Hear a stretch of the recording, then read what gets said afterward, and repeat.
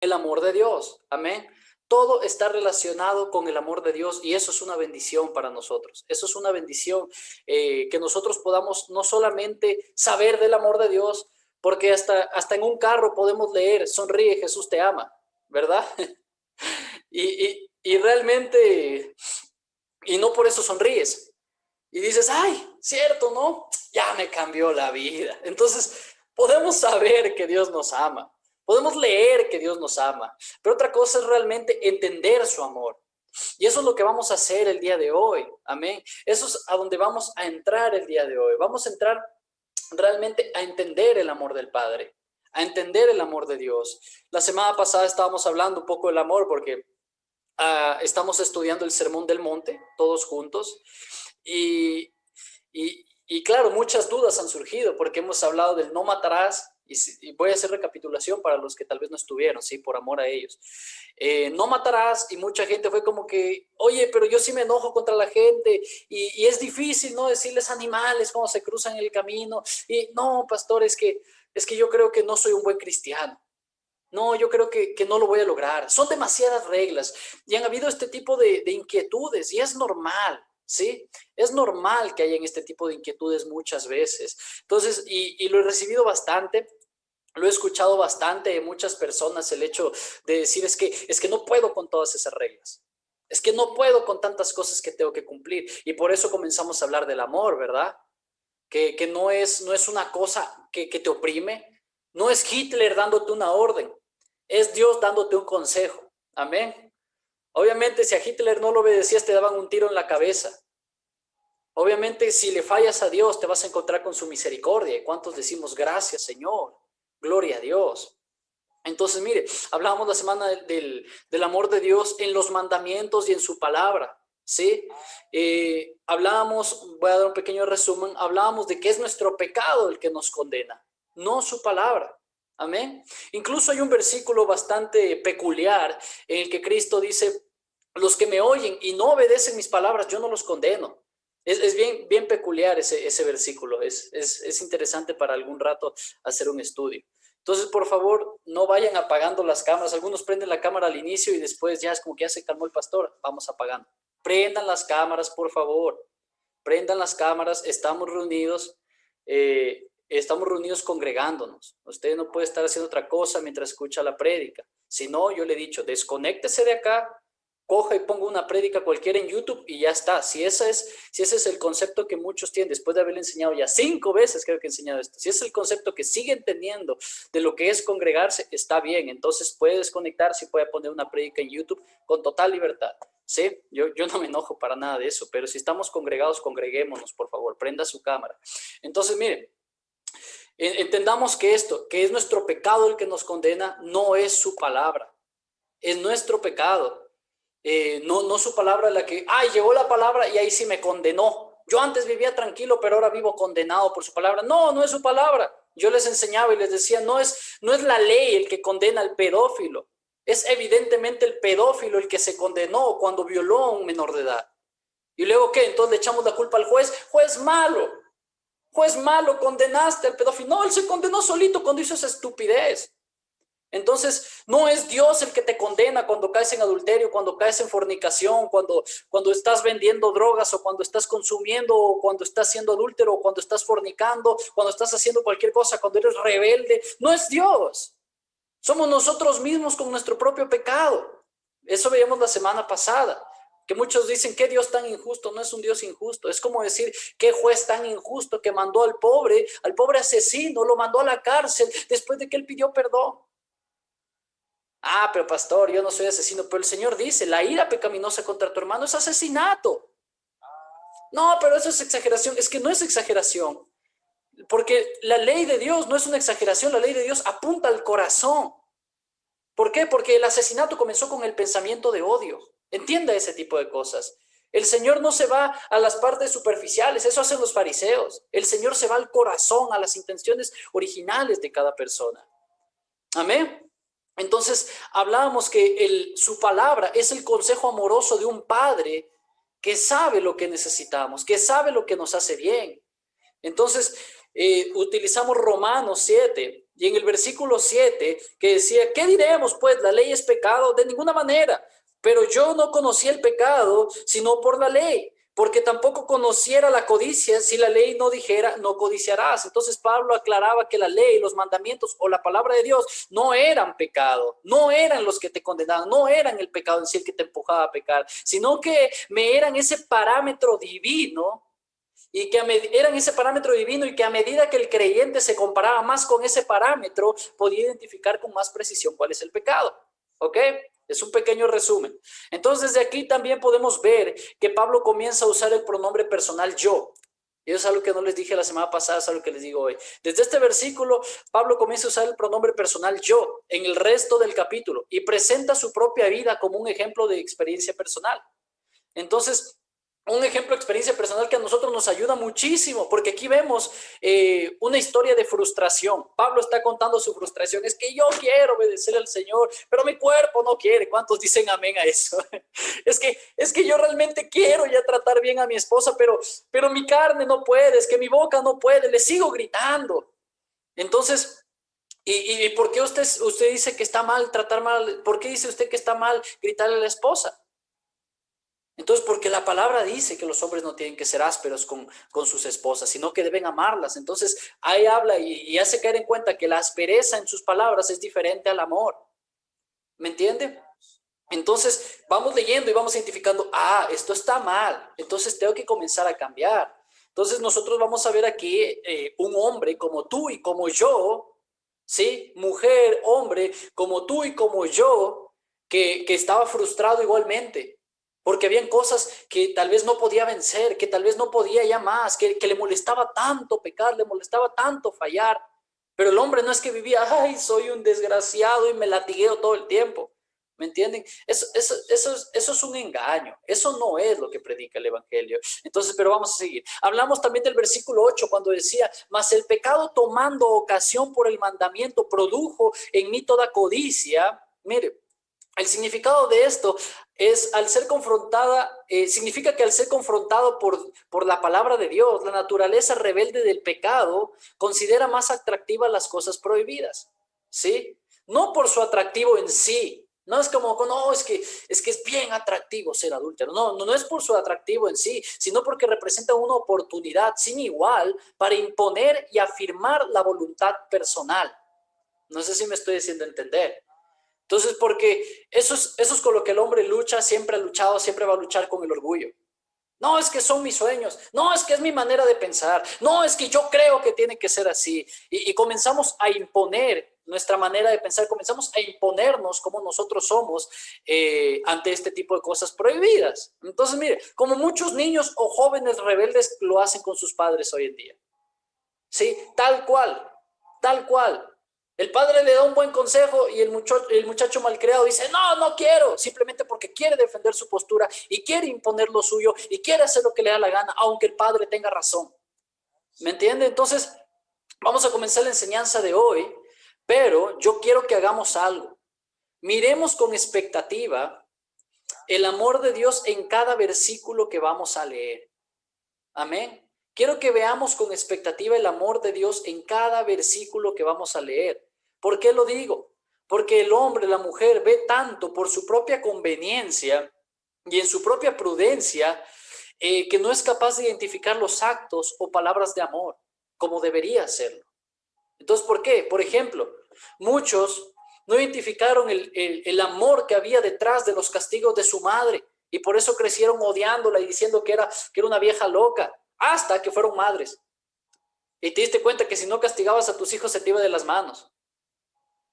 No sé si me estás entendiendo, pero muchas veces no logramos identificar los actos de amor y las palabras de amor de las personas porque estamos demasiado enfocados en nuestra propia conveniencia.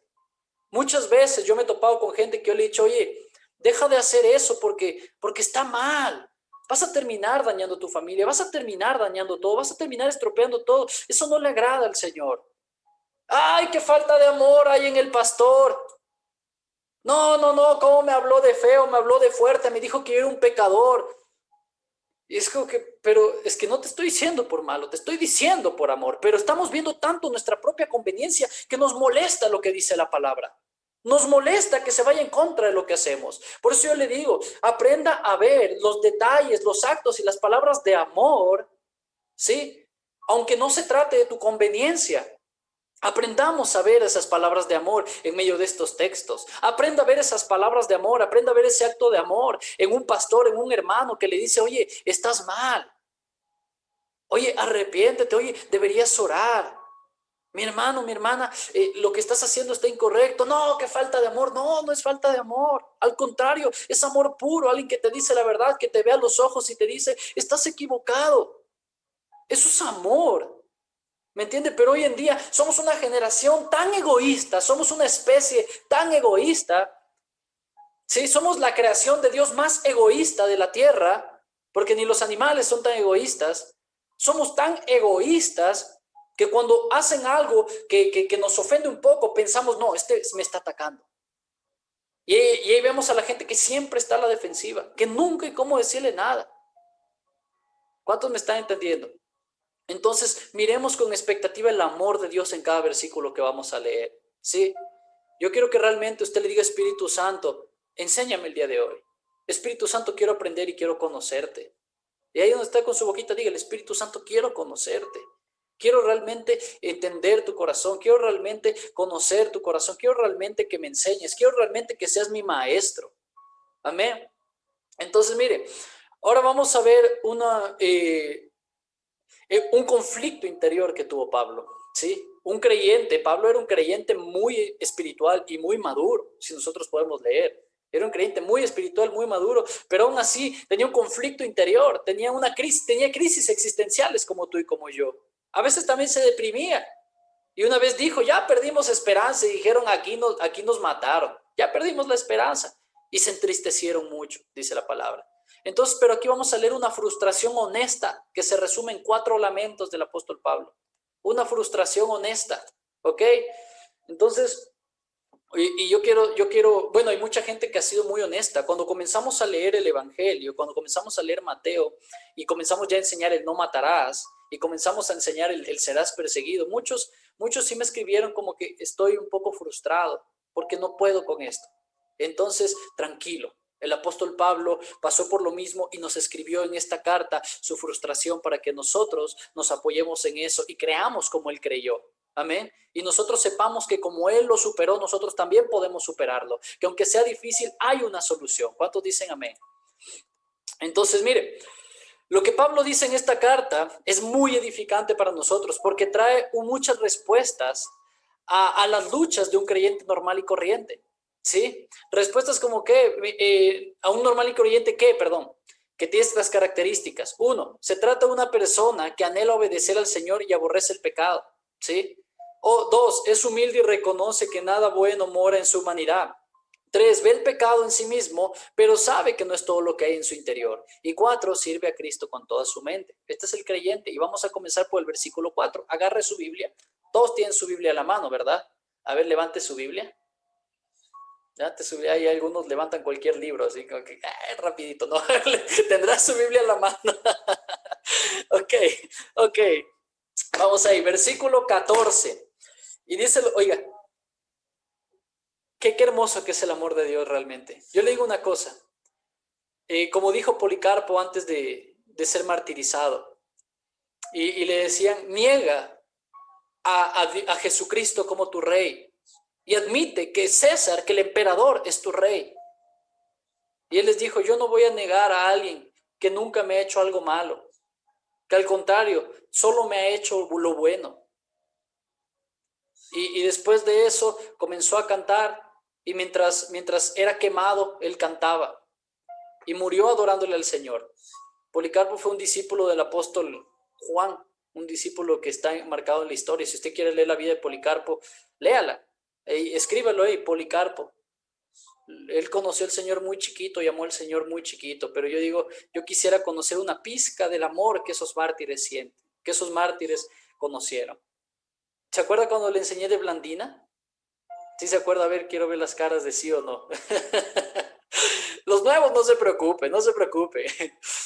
Entonces, pero les enseñé de Blandina, esta niña de 12 años que fue martirizada, que tuvo que ver cómo sus padres eran devorados por leones. y fue azotada y fue torturada y ella no negaba a Cristo y luego la pusieron en un palo para que vean mientras otros cristianos eran devorados. Y en ese palo esa niña de 12 años gritaba: fuerza, fuerza, mis hermanos, no nieguen a nuestro Señor. Yo digo, yo quisiera conocer una pizca del amor que esa niña conoció, que tal vez no conoció las escrituras tanto como nosotros por ser una niña, pero conoció a Dios. ¿Cuántos dicen amén? Conoció el amor de Dios. Ahora nosotros esforcémonos conociendo las escrituras, esforcémonos conociendo al Señor en la intimidad también, ¿ok? Entonces, versículo 14 dice lo siguiente: porque sabemos que la ley espiritual, que la ley es espiritual, mas yo soy carnal, vendido al pecado, decía el apóstol Pablo. Y yo quiero advertirles de ya a las 10, a las 9:30 no se desconectará, ¿sí? A las 10:30, porque vamos tal vez irnos un poco más el día de hoy, ¿sí? Pero usted debe tener siquiera unas 2 horas y media para cada servicio, ¿ok? Entre lo que coge el bus y va, y luego adoramos, y luego cantamos, y recibe la prédica, y luego sale, no, unos 3 horas debería darle para el servicio. Así que no se apuren irse, ¿ok? Entonces, mire, él lo que dice es: porque sabemos que la ley es espiritual, mas yo soy carnal, vendido al pecado. Entonces, cuando dice la ley es espiritual, es decir, refleja el carácter santo de Dios. Eso es lo que está diciendo. La ley no es una cosa establecida por hombres y un montón de reglas para que tienes que cumplir, como eran los fariseos. Ven y trae tu sacrificio, no importa si odias a tu hermano. Entonces Cristo dijo: ¿de qué sirve tu sacrificio si odias a tu hermano? ¿De qué sirve que cumplas la ley ceremonial, la ley que delante de los hombres, si tú no estás cumpliendo la ley en el corazón y delante de Dios? Entonces, la ley es espiritual, ¿sí? La ley va al corazón, refleja el carácter santo de Dios. Y esto sí es algo bien interesante. Decía, no me acuerdo quién decía, Charles Spurgeon o Paul Washer. Paul Washer decía esto. Él decía: la santidad de Dios es el atributo con el que más debemos tener temor nosotros, los pecadores. Es el que más terror a nosotros nos tiene que dar, los pecadores, porque somos pecadores y Él es santo. Pero aún así Él es misericordioso, Él es amoroso. El versículo que estamos usando es Romanos 7:14, ¿ok? 7:14. Entonces, cuando dice yo soy carnal, está diciendo literalmente yo soy hecho de carne, ¿ok? Hay una diferencia grande entre decir yo soy de carne que decir estoy en la carne, ¿ok? Que estoy en la carne alude a no ser salvo aún. Es como que estoy en la carne es todavía no eres salvo. Cuando la Biblia habla que alguien está en la carne es que todavía no es salvo, todavía no conoce al Señor. Por eso, paréntesis, yo no creo que existan los cristianos carnales. ¿Cuántos dicen amén? No, pues que yo soy cristiano y estoy un poco en la carne, estoy un poco carnal. No, para mí no existen los cristianos carnales. Lo más probable es que mi hermano no seas cristiano. Lo más probable es que estés en la carne. Ahora, hay cristianos y somos de carne, eso es muy diferente. Amén.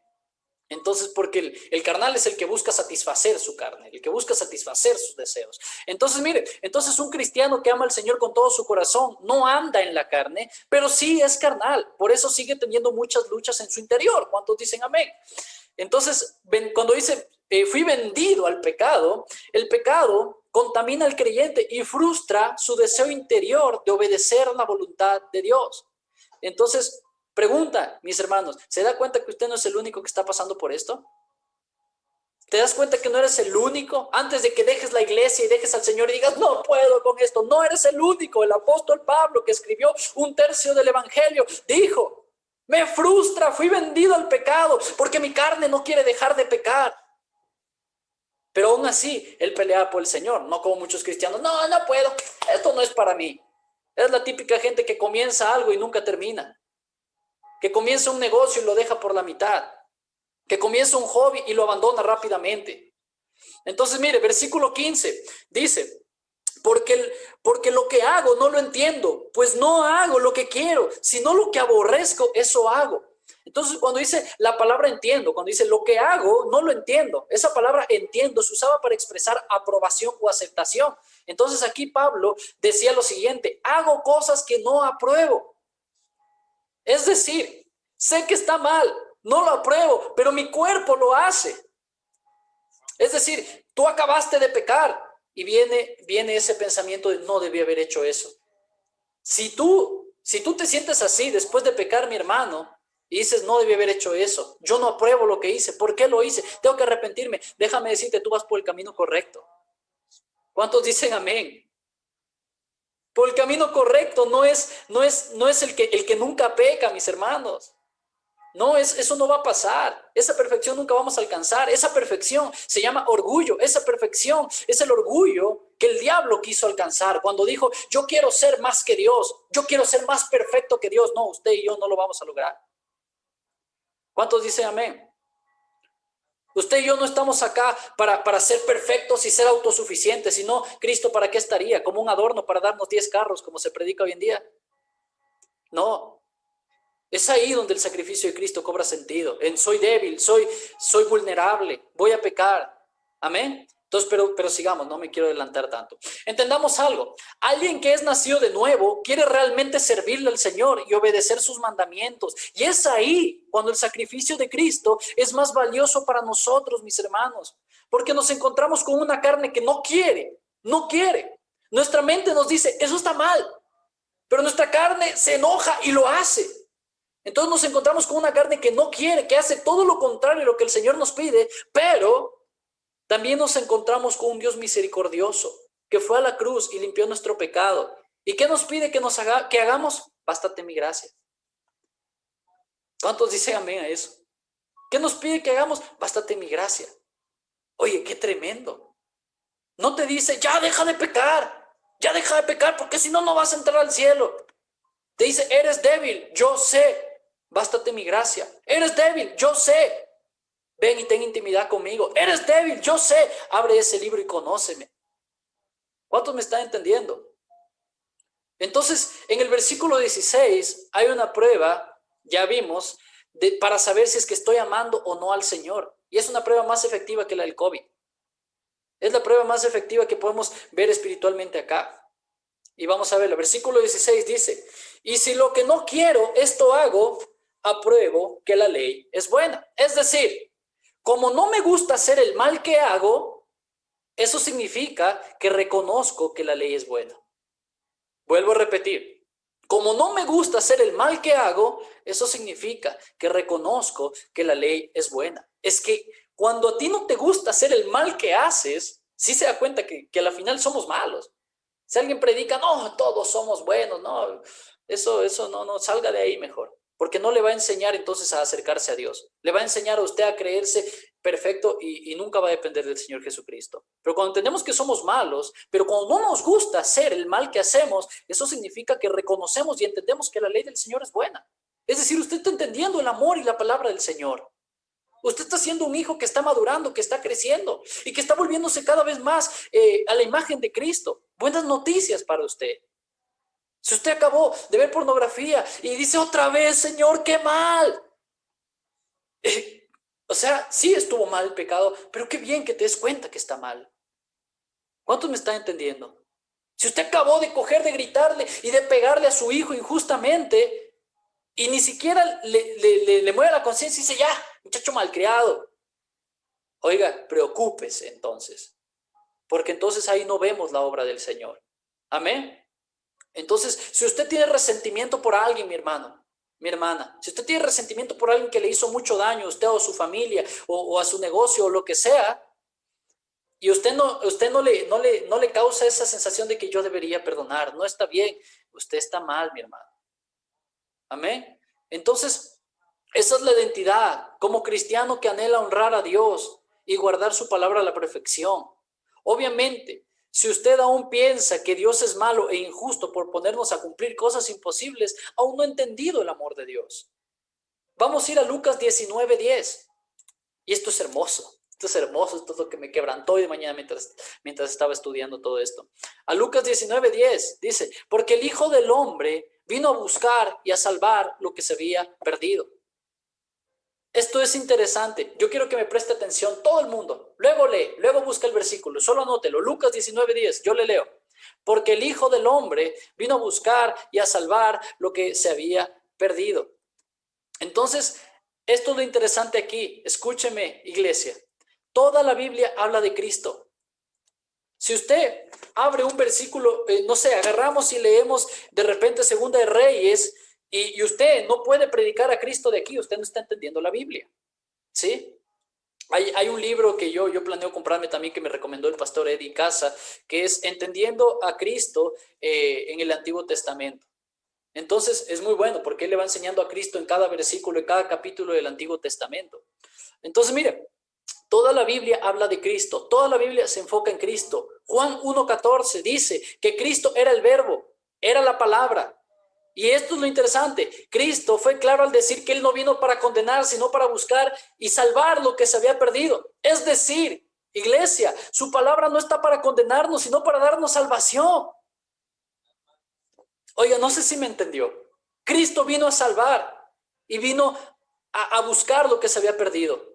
Cristo, dice la palabra, ¿qué es el evangelio? ¿Qué es la palabra? Entonces todo lo que usted está leyendo es para traerle salvación, es porque Dios lo está buscando y está queriendo salvar su vida. Para mí eso es tremendo. Para mí eso es gloria a Dios. Cualquier cosa que yo lea sería Dios buscándome y Dios salvándome, Dios ayudándome, Dios acercándome a Él. ¿Cuántos dicen amén? Entonces, si usted todavía piensa que Dios es injusto o malo por ponernos a cumplir cosas imposibles, no ha entendido en serio el amor de Dios. Porque Él no vino a condenarnos, Él vino a buscar y salvar lo que se había perdido. A Cristo le dijeron, ¿por qué te sientas a comer con los pecadores? Y Él dijo, pero es que yo no vine por los justos, yo vine por los pecadores. Porque si hubiera venido por los justos, no, yo solo voy a estar con los justos y con los que agradan a mi Padre. No, pero Él dijo, yo vine por los pecadores porque ellos me necesitan. Ahí tú ves el amor de Dios. Él no te está condenando con la palabra. Él vino a amarte, Él vino por ti, Él vino a salvarte.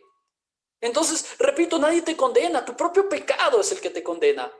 Cristo vino a buscar y salvar lo que se había perdido. Cristo vino a buscar y salvar lo que se había perdido. ¿Cómo se perdió? ¿Alguien se ha preguntado cómo se perdió lo que se le perdió a Cristo? ¿Dios lo perdió? Agarró el pastor la oveja y la puso donde él no la puede encontrar y dijo, ¡ahí te quedas, oveja desgraciada! O la desobediente y desorientada oveja se extravió por sí misma. La 1 o la 2, iglesia. Hágame aunque sea con los dedos o escriba. La 1 la 2, ¿no es cierto?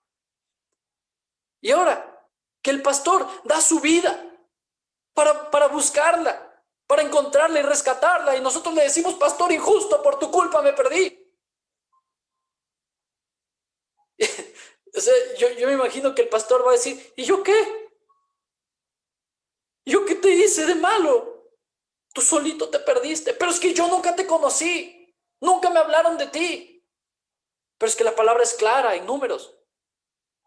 Que sí, la maldición vendrá sobre los padres de los hijos, los que aborrecen a Dios, de los que nunca conocieron a Dios. Lastimosamente es así. Muchos dicen, ay, pero ¿por qué se muere gente y se va al infierno que nunca conoció al Señor?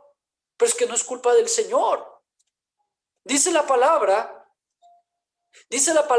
mire, culpar al Señor es tan tonto, porque dice la palabra afortunado, en Santiago 1 del 12 al 14, afortunado el que mantiene la fe cuando es tentado, porque recibirá el premio de la vida eterna que Dios ha prometido a los que le aman. Cuando alguien tenga una tentación, no diga que es tentado por Dios, pues a Dios no lo tienta la maldad, ni tampoco Él tienta a nadie.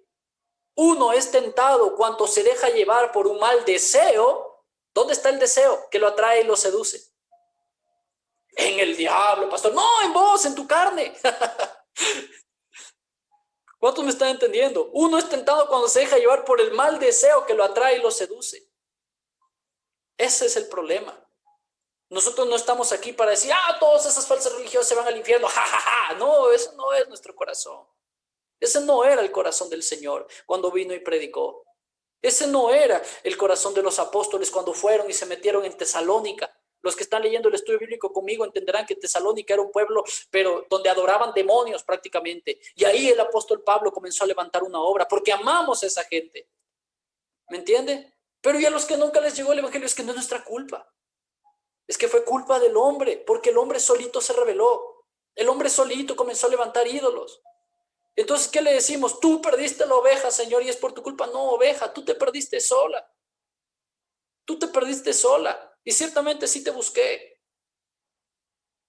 Mira, cuánto amor. No podemos echarle la culpa a Dios por este tipo de cosas. Solo podemos entender Bajar la cabeza, cerrar los ojos y decir, cuánto amor, Señor. Cuánto amor. Cristo, me viniste a buscar y salvar.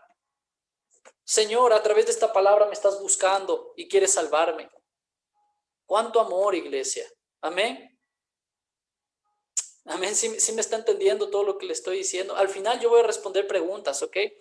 Así que al final usted me puede poner ahí en privado, me escribe las preguntas y al final yo voy a responder preguntas. Entonces, nosotros no podemos decir Dios me tentó, porque muchos dicen, sí, pero es que Dios, Dios dejó que Adán se vaya. Entonces, Dios sabía que él se iba a ir y entonces, ¿por qué lo permitió? Pero si Dios ya sabía de antemano que iba a pasar eso con Dios, entonces no, para mí eso está raro. Sí, una cosa es que Dios sepa, otra cosa es que Dios te tiente para que te vayas. Dios no le dijo, oye Adán, pégate la manzanita, para entonces poder mandar a Cristo a la tierra. No, Dios lo sabía. Dios sabía lo que te iba a pasar, pero Él no fue el que te tentó. Primero fueron tus propios deseos. ¿Sí se da cuenta por qué es la carne la lujuriosa? ¿Por qué estoy tan en contra de esta doctrina que dice, ven acá, te echamos el demonio fuera y nunca más te vuelves a masturbar, joven? Y ahí vemos al joven frustrado, triste, condenado, porque dice, estoy más que endemoniado y Dios no me quiere liberar. Es que no es eso, joven. Es que tienes una lucha con la carne y necesitas del Señor. ¿Cuántos me están entendiendo? Entonces, mire, versículos del 17 al 20 dice esto. Esto no quiere decir, mire, perdón, estaba leyendo, es que a veces tengo los versículos allá, a veces acá. Soy un poco desordenado, iglesia, esa es mi lucha, no me juzgue. Entonces, de manera que ya no soy yo quien hace aquello, sino el pecado que mora en mí. Y yo sé que en mí, esto es en mi carne. Escuche, en mi carne no mora el bien, porque el querer el bien está en mí, es decir, en mi mente, yo lo entiendo, pero no el hacerlo.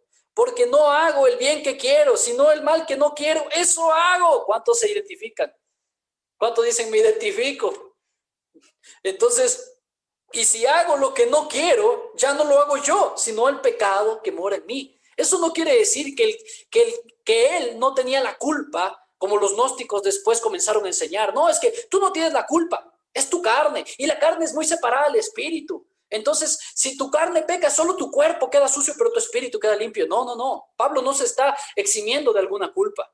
Ahora, también dicen, hoy en día se enseña, no, es que no es culpa de tu esposa, es el espíritu de adulterio que está detrás de tu esposa. Entonces, ¿qué? ¿Le estamos quitando la responsabilidad al ser humano sobre su pecado?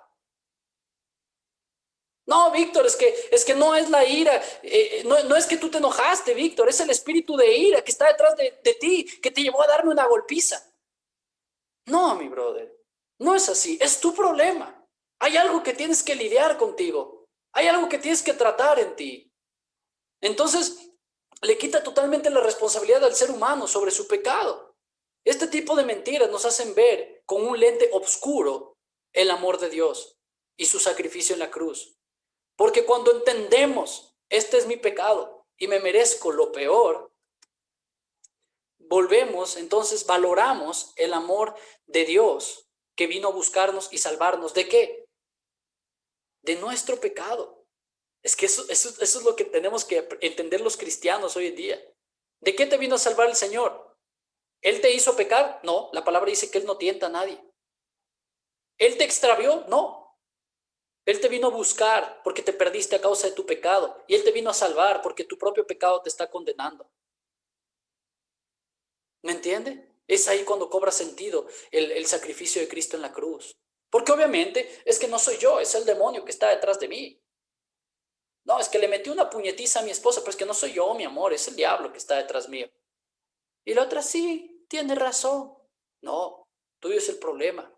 Y luego la gente no quiere consecuencias. Es que fue el diablo. No. ¿Cuántos me están entendiendo? Ese es otro problema con los hombres hoy en día. No queremos consecuencias, porque siempre queremos echarle la culpa a alguien más. Yo estoy en contra de este nuevo movimiento feminista que se ha levantado. Estoy totalmente en contra. Pero una de las cosas que sí estoy a favor es que le echen la culpa a la mujer violada, porque dicen, no, es que ella iba vestida provocativamente. Imagínate que un violador diga eso de tu hermana. Sería para matarlo. para matarlo a golpes. No, es que yo la violé porque ella iba provocativamente. Es lo mismo que decir, no, es que yo te pegué porque hay un espíritu detrás mío. Es que yo adulteré porque hay un espíritu de adulterio detrás mío. No, tú eres el adúltero, mi hermano. Eso es con lo que tú luchas. Y cobra sentido el sacrificio de Cristo ahí, es porque ahí entiendes, me tengo que basar en la gracia de Cristo. Me tengo que basar en su gracia. Esta es una lucha, mis hermanos, que todo cristiano va a tener siempre, porque tenemos una naturaleza caída y en rebeldía contra Dios. Segunda de Corintios 12:9, por eso dice, Segunda de Corintios 12:9, y me ha dicho, bástate en mi gracia, porque mi poder se perfecciona en la debilidad. ¿Qué debilidad? ¿En la debilidad del diablo? ¿En qué debilidad, iglesia? No sé. En la de nosotros. Diga conmigo, soy débil. ¿Qué dijo el Señor en Mateo 5? Bienaventurados los pobres de espíritu, porque ellos será el reino de los cielos. No, hoy en día a las iglesias se les enseña, tienes que ser empoderado, tú eres tremendo, tú eres guau, tú eres la mamá de Tarzán. Y cuando un apóstol Pablo dice que él le dijo, bástate mi gracia porque mi poder se perfecciona en la debilidad. Por tanto, de buena gana me gloriaré, decía el apóstol Pablo. Es decir, presumiré mis debilidades para que repose sobre mí el poder de Cristo. Ahora, no es que presumiré mi debilidad pecando y presumiendo, ay, mira cómo peco, cómo débil que soy. No, no, no, no. Pero hay algo en el hombre que lo aparta de Dios y se llama orgullo. Decir que soy débil no está en mi vocablo hoy en día. Decir que soy débil no está en el vocabulario del hombre. Por eso les gusta ir a estos ministerios donde le dicen, no, tú eres fuerte, tú eres guau, tú tienes el poder para echar fuera al diablo. ¿Dónde dice eso la Biblia? Lo que la palabra dice es que Cristo lo ató. Cristo ató al enemigo. Cristo es el que ata, Cristo es el que vence, Cristo es nuestra victoria, pero de repente ahora se trata de nosotros y nos encantan ese tipo de cosas porque nos inflan el ego, nos inflan el orgullo y decimos, yo soy poderoso, yo no soy débil. Yo no me creo un miserable, yo soy guau. Y no te das cuenta que eso te está alejando tanto el corazón de Dios. ¿Cuántos me están entendiendo, iglesia? Pero, ¿cómo bastarme la gracia de Dios si no entiendo que soy débil? ¿Cómo? Pero el problema es que no queremos reconocer que somos débiles. Hemos leído, mira, esto es algo hermoso. Hemos leído la frustración de Pablo al ver que su cuerpo no quiere obedecer lo que su mente dice o lo que él está entendiendo. Como a muchos cristianos les pasa, creo que a todos nos pasa. Pero vemos a Dios diciendo, no vino Cristo a condenar, vino a buscarte y a salvarte. Renuncia a esas sucias ropas de orgullo que te hacen creer que eres elegante. Renuncia a esos harapos sucios de orgullo que hacen creer que resplandeces cuando en realidad apestas y te ves mal. Y reconoce tu debilidad. Porque entonces vas a entender mi amor. Es que, iglesia, por eso es que la palabra dice, los limpios de espíritu verán a Dios, los limpios de corazón verán a Dios, ¿verdad? ¿Y qué es lo que decía? Y los humildes gobernarán. Los humildes heredarán la tierra. Oiga, esa es una promesa tremenda para los humildes. Los humildes heredarán la tierra, gobernarán, porque los humildes no gobiernan con fuerza, los humildes gobiernan con servicio y con amor. Los humildes son los que dicen, Señor, soy débil. Y es ahí cuando entiendes el amor. ¿Por qué? Porque te dice, yo sé que eres débil y te amo. Y porque eres débil, ¿me vas a castigar porque soy débil, Señor? No, te voy a hacer fuerte. Oye, qué tremendo amor. Pastor, otra vez, padre, otra vez volví a caer en este pecado, soy débil. Y él te va a decir, hijo, del reino de Dios, el reino de Dios es de los pobres de espíritu y de los que lloran. Entonces dice, Señor, ¿es en serio? ¿Es en serio? Si hubiera fallado una vez más, mi jefe me hubiera despedido del trabajo, mis padres me hubieran quitado todo, aunque haya pedido perdón. Y tú me estás diciendo que aparte de darme otra oportunidad, me vas a hacer fuerte y me vas a hacer mejor. Oye, cuánto amor, cuánto amor. Su palabra no está para condenarte, iglesia. Su palabra está para darte amor, para darte esperanza. Dios no se burla o desprecia a los pobres y débiles. Al contrario, su reino es de ellos. ¡Ay, qué tremendo que es eso! Lastimosamente hay muchas doctrinas hoy en día que dicen, no, Cristo vino y solo buscó. Y yo estuve frente en una prédica donde predicó este falso pastor que decía, Jesús solo buscaba a los ricos y poderosos, no a los pobres. Necesita ser rico, necesita ser poderoso. Totalmente contrario a lo que dijo Cristo. Yo busco a los pobres de espíritu, yo busco a los que lloran, yo busco a los que reconocen su debilidad. Independientemente tengas plata o no plata, eso no importa.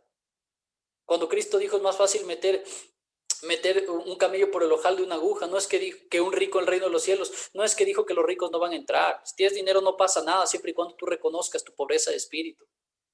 Lo que estaba diciendo, el problema es que ponen demasiado sus ojos en las finanzas, que más les importa el dinero que Dios. Eso es otra cosa. ¿Cuántos me están entendiendo? Ya voy terminando, iglesia, ya voy terminando. Pero cuánto amor hay en esta palabra. Entonces, si usted ha estado luchando con algo de lo que hemos hablado este tiempo, si usted ha estado luchando con ira contra sus hermanos, si usted ha estado luchando con resentimiento, si usted ha estado luchando, qué sé yo, tal vez con pensamientos de adulterio o cualquier otro tipo de cosas, escúcheme, iglesia, escúcheme bien. Y usted ha leído acá y ha dicho, no, Señor, soy el peor asco de todos, soy tan débil. Entonces, esta palabra no fue para que te des cuenta de lo miserable que eres solamente. No está solo para que nos demos cuenta de lo miserables que somos. Está para que nos demos cuenta de cuánto necesitamos a Dios. Sí, cuán miserables somos, pero cuán glorioso, santo y hermoso Él es. Que Él no ve no te ve medio muerto para matarte de una vez. No, Él te vio muerto y te resucitó juntamente con Cristo. Amén. ¿Se acuerda que leímos eso? Versículos 21 al 25, y con esto terminamos. Así que queriendo yo hacer el bien, hallo esta ley, que el mal está en mí.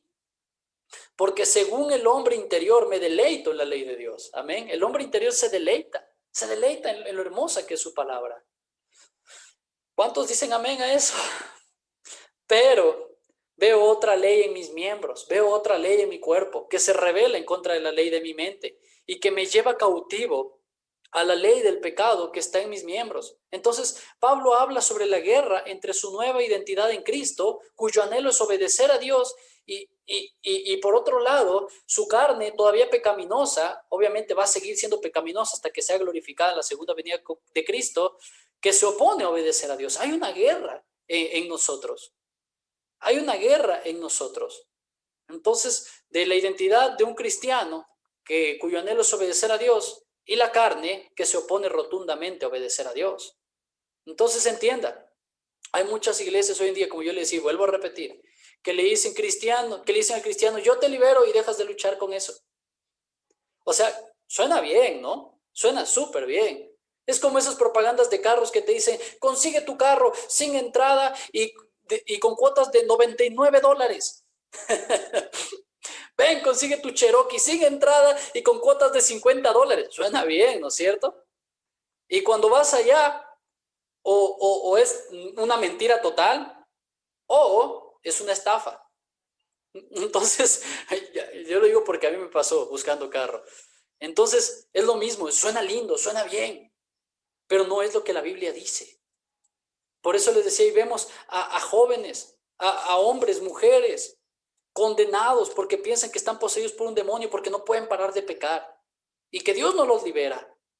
Y entonces, en lugar de entender la lucha que la carne tiene, se condenan. Y ahí sí viene una condenación fea. Y dicen, Dios no me ama. Porque si no, Dios me liberara de esto, pero Dios no me ama.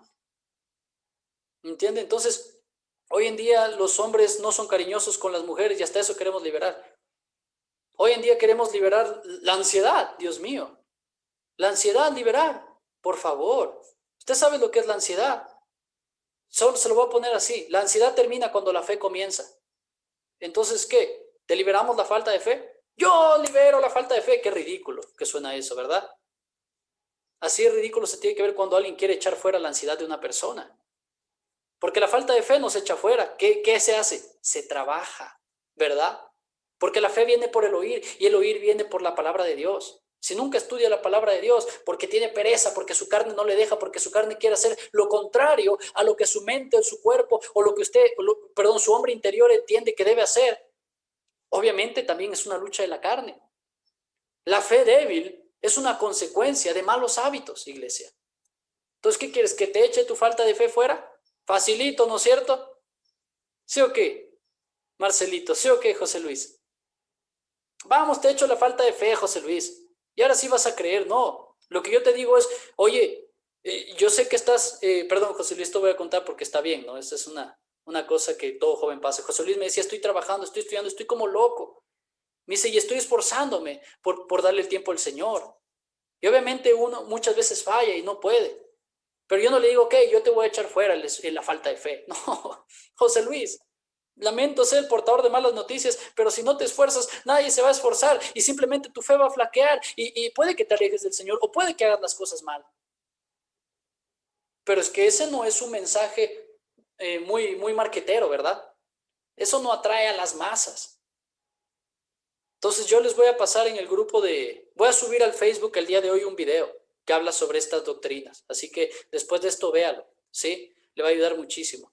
Pero miren, entonces vivimos en una guerra continua en nuestro interior. Por eso debemos bastarnos en la gracia de Dios. Es ahí cuando vemos realmente el amor de Dios manifestándose hacia nosotros. Versículo 24 decía, miserable de mí.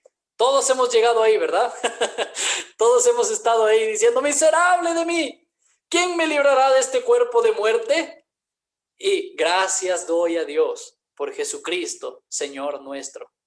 ¿Sí se da cuenta cómo se enlazan las dos? Así que yo mismo con la mente le sirvo a la ley de Dios, mas con la carne a la ley del pecado. Pablo termina diciendo gracias, porque sabe que Jesús lo rescatará del destino catastrófico que nosotros mismos estamos buscando. ¡Cuánto amor! ¿Sí se da cuenta cómo comenzó el mensaje? Oh, leo este libro y me doy cuenta que soy un pecador. Y termina diciendo, gracias Señor, porque tú me has librado de eso. No me escribiste este libro para condenarme, me escribiste este libro para enseñarme. Entonces, ese es un amor fiel y verdadero, iglesia. El amor fiel y verdadero es el que te ve a los ojos y te dice, Roberto, estás mal, deja de pecar. Ese es el amor verdadero. El que te ve a los ojos y te dice, esa doctrina está equivocada. No el que se queda callado, es que hay que respetar. No, eso está equivocado, eso no está en la Biblia. Ese es el amor verdadero, iglesia. Y a veces ofende. Bueno, la verdad, como dice Chuy Olivares, la verdad incomoda, pero no peca. ¿Verdad? Entonces, sé que hay cristianos de verdad que me están escuchando esta mañana, que te incomoda pecar, que te incomoda tener pensamientos incorrectos. Déjame decirte esto. Si a ti te incomoda, mira, Dios te ama. ¿Por qué digo Dios te ama? Porque algunos dicen, no, Dios ama a todos. O sea, si nos vamos a la Biblia, a mí no me gusta decir estas cosas porque suena un poco feo a veces, pero si nos vamos a la Biblia, dice la palabra que Dios está en ira constante contra el pecador. Pero déjame decirte, y eso ya lo voy a predicar tal vez la siguiente semana, porque voy a seguir con esto de su amor, ¿ok? Entonces, si te incomoda tener pensamientos incorrectos, si te incomoda pecar, si te incomoda fallar, Dios te ama y te da su gracia para el oportuno socorro. Cuando creas que en serio ya fallaste y ya te ves en el quinto infierno, te da su gracia para el oportuno socorro, porque así de bueno es Él. Él no solo puso esta palabra para decirte esto no tienes que hacer y esto tienes que hacer. También puso esta palabra para decirte esto voy a hacer yo por ti. Amén. ¿Cuántos le dan gracias al Señor? ¿Cuántos entienden más de su amor el día de hoy? Es que esta es una manera, yo creo, más madura de entender el amor de Dios. ¿Sí? ¿Sabes por qué? Porque sí, es fácil. Dios te ama, porque Dios te ha dado todo. Y Dios te ama porque Él es lindo. Ay, levanta tus manos y llora como María Magdalena. Entonces, no, esta es una manera más madura de entender el amor de Dios. ¿Me entiendes? Cuando el hijo crece y dice, oye papá, yo me di cuenta que cuando me corregías me estabas amando. Esa es una manera madura de entender el amor de su padre. Solamente que cuando eras niño y decías, ay, mi papi me ama porque me da carros y me da juguetes y me dio una tele nueva. Esa es una manera inmadura de entender el amor de Dios. ¿Cuántos me están entendiendo? ¿Sí estoy siendo claro, iglesia? Si no, al final vamos a hacer preguntas y usted puede responder. Pero una manera madura de entender el amor de Dios es a través de las Escrituras. Iglesia, escriba esto, sola Escritura. La Escritura es nuestra única fuente de autoridad. ¿Ok? Nuestra única fuente de autoridad. Y si nosotros no vemos esa única fuente de autoridad a través del filtro del amor de Dios, nosotros vamos a ver esa única fuente de autoridad como una opresión, como una autoridad hitleriana, podríamos decirlo, de un Dios caprichoso que quiere que hagamos porque quiere que hagamos. Pero cuando vemos esa fuente de autoridad a través de un filtro de amor, de, oye, este Dios me ama, por eso me dice esto, tu vida va a cambiar. Tu vida va a cambiar totalmente. Tal vez muchos no han cambiado totalmente porque dicen, es que este libro solo me está criticando. Yo soy así con mi esposa de rudo y es que así nos amamos y mi esposa también es ruda conmigo. Y también es como que ese es nuestro lenguaje de amor. Ese no es ningún lenguaje de amor, mi hermano.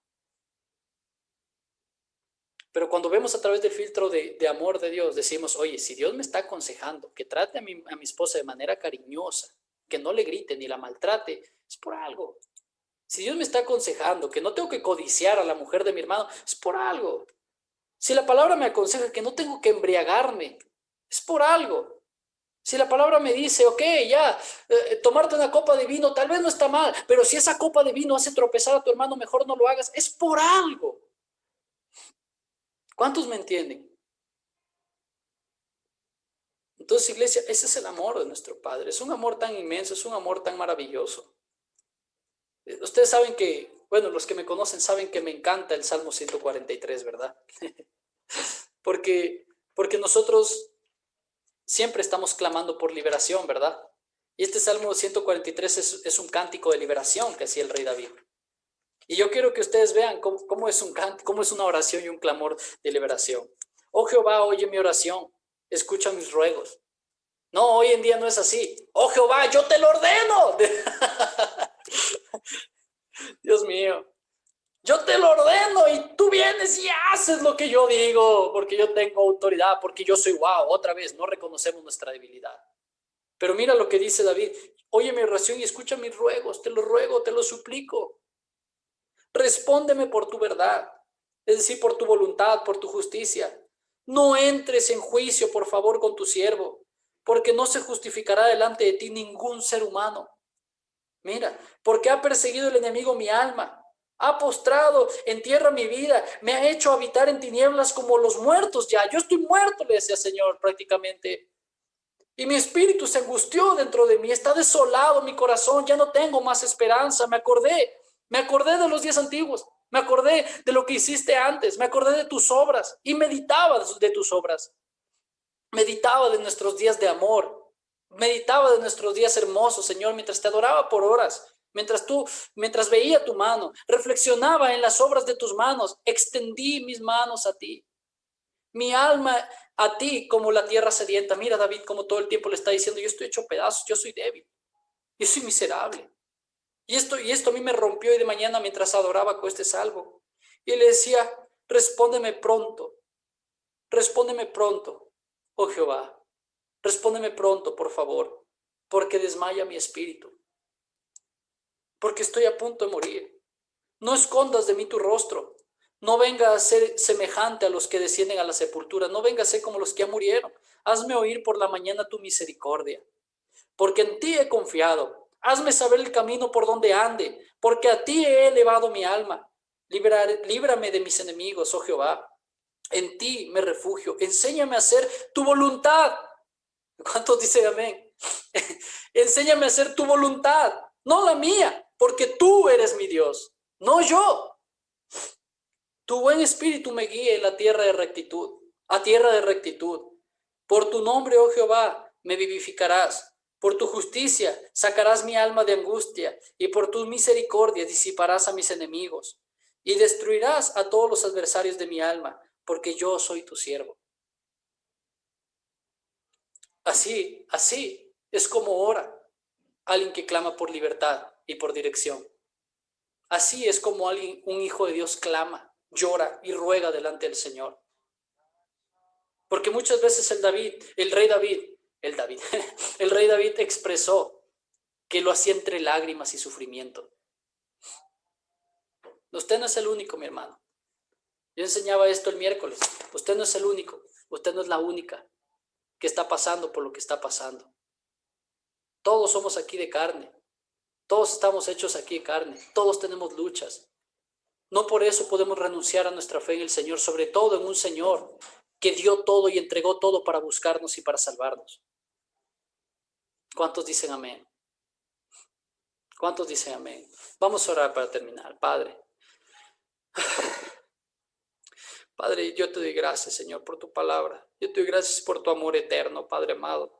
Gracias por ayudarme a entender cuánto me amas, Padre. Gracias por ayudarme a entender tu misericordia por mí, Señor. Porque aun cuando me perdí por mi propia voluntad, cuando me perdí por mi rebelión, por mi rebeldía, cuando me perdí y me alejé de ti, Señor, aun cuando me rebelé y caminé en orgullo, Señor, aún así tú viniste, me buscaste y me salvaste, Señor. Y lo mismo hace tu palabra, Padre amado. Y hoy entiendo que tu palabra no está para condenarme, que tu palabra está para salvarme. Tu palabra está para rescatarme de ese destino tan catastrófico, Señor, que me merecí tal vez, Padre amado, que tal vez me merecía, Padre amado, y cada uno de nosotros aquí. Pero tu palabra, Señor, tu palabra es la mejor guía y dirección que nosotros podemos tener. Y el día de hoy venimos a rogarte, así como un rey David te rogaba, ayúdanos, Padre amado. Danos tu gracia para vencer. Reconocemos que somos débiles, que somos pobres de espíritu y que te necesitamos, Padre. Necesitamos tu ayuda, necesitamos, Señor, tu poder, necesitamos tu mano sobre nosotros. Te necesitamos, Padre, de todo corazón. Yo quiero que ahí donde usted esté, de todo corazón, dígale, Padre, de todo corazón te necesito. No te necesito para que me pagues una deuda o para que me des o para que me des dinero. Te necesito a ti, Señor, porque sin ti estoy muerto, Señor. Porque sin ti estoy muerto y estoy muerto eternamente. Sin tu presencia estoy muerto, Señor. Gracias, Padre, porque tu presencia habita en medio de los que tú salvaste, Señor. Y tú eres nuestra esperanza, Señor. Porque si vemos alrededor de este mundo podemos perder toda esperanza, porque todo es pasajero. Porque muchas cosas son engañosas, la mayoría de cosas son mentiras. Pero tú eres nuestra esperanza eterna, Señor. Descansamos en la esperanza eterna que tú nos salvaste, nos rescataste y nos vas a tener viviendo contigo por la eternidad, Padre amado. Esa es nuestra esperanza, ese es el lugar donde queremos estar para siempre, abrazados contigo en tu presencia, adorándote de día y de noche, Padre. Por eso te necesitamos, Señor, porque no hay peor dolor para un hijo tuyo que estar alejado de ti a causa del pecado. No hay peor dolor, Padre. Por eso el día de hoy volvemos nuestro corazón a ti, Padre amado, precioso. Te amamos con todo el corazón, te adoramos con todo nuestro ser. Y te pedimos perdónanos por todo pecado, Señor. Perdónanos por la maldad de nuestro corazón. Perdónanos por la injusticia de nuestra alma, Señor, la injusticia de nuestros pensamientos. Perdónanos. Perdónanos, ahora entendemos que están mal. Ahora entendemos que hemos estado equivocados. Entendemos, Señor, que hemos fallado. Pero entendemos también que fuiste a la cruz, Señor, y tomaste mi pecado, Señor. Y moriste por mí para darme salvación, para limpiar mis pecados, Padre amado. ¿Cómo no estar agradecido, Padre precioso? Damos gracias, te honramos, bendecimos tu nombre, te exaltamos, Señor. Gracias por tu palabra. Gracias por la sana doctrina que podemos aprender domingo tras domingo, Señor. Gracias porque te podemos conocer más y más, Padre. Gracias porque tú quitas toda mentira de nuestro corazón que nos aparta de ti, Padre amado. Aún toda mentira, Señor, que nos hacía pensar que nos acercábamos, Padre, pero en realidad nos estábamos apartando más de ti, Padre amado. Así como dice tu palabra, que llegarán días en que los hombres matarán en tu nombre, Señor, y dirán que lo están haciendo en tu nombre, Padre amado, pero tú nunca estuviste con ellos y tú nunca los mandaste a hacer lo que hicieron, Padre amado. Te damos gracias, Señor. Te honramos, te bendecimos, te exaltamos. Gracias por tanto amor, Padre. Nosotros también queremos amarte, así como tú nos amas. Como decía el apóstol, Señor, tú diste tu vida por nosotros. ¿Qué tiene de malo que ahora nosotros demos nuestra vida por ti, Padre? Te damos gracias, Señor. En el nombre de Jesús. Amén y amén.